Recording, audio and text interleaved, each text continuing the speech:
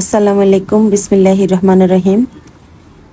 আমি আপনাদের সাথে আজকে আবারও চলে আসছি একটা রেসিপি শেয়ার করার জন্য। রেসিপিটা হচ্ছে এলিসার শাক দিয়ে কীভাবে ভর্তা বানিয়ে খাই আমরা, সেটা আজকে আপনাদের সাথে শেয়ার করব।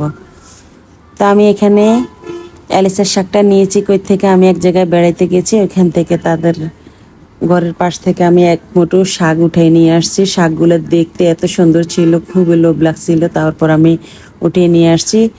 এখন বাসায় আনার পর আমার মেয়ে বলতেছে এগুলো আপনি ভাজি করবেন, হাজব্যান্ডে বলতেছে ভর্তা করবেন, কিন্তু মেয়ের কথা রাখিনি, হাজব্যান্ডের কথাই রাখলাম।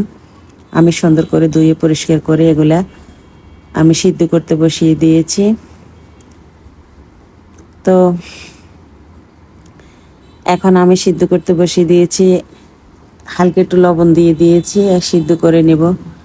তো এলিসের শাকটার ভর্তা আসলে খেতে অনেক ভালো লাগে, ভাজি করলেও ভালো লাগে। শাক তো যেমনি রান্না করে তেমনি মজা লাগে, ভর্তাটা একটু বেশি ভালো লাগে।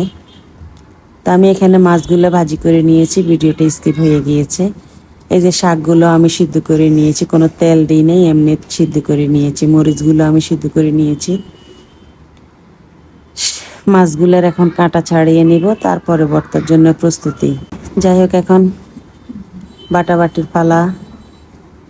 এই তো সব রেডি করলাম, এখন বাটি নিব। পাটায় ভর্তা বাটলে খুবই মজা হয়, কিন্তু আমরা হয়তো কষ্টের জ্বালায় ভর্তা বাটি খাই না, হাত দিয়ে এমনি ডলে চুরি মিক্সার করে খাই।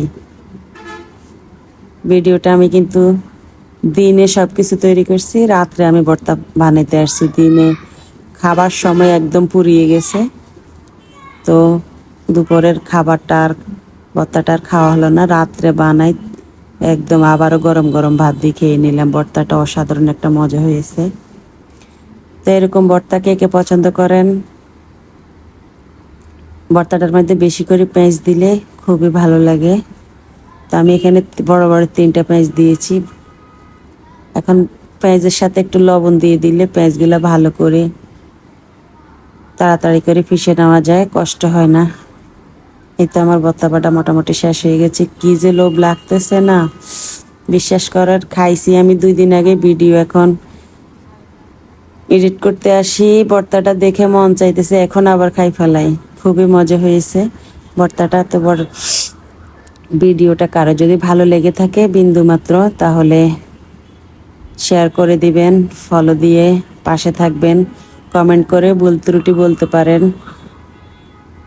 কারো যদি ভালো লেগে থাকে তাহলে কষ্ট করে শেয়ার করে দিবেন, অন্য আপুরা যেন দেখতে পারে। অন্য কোনো আরেকটা ভিডিওর সাথে দেখা হবে। আসসালামু আলাইকুম।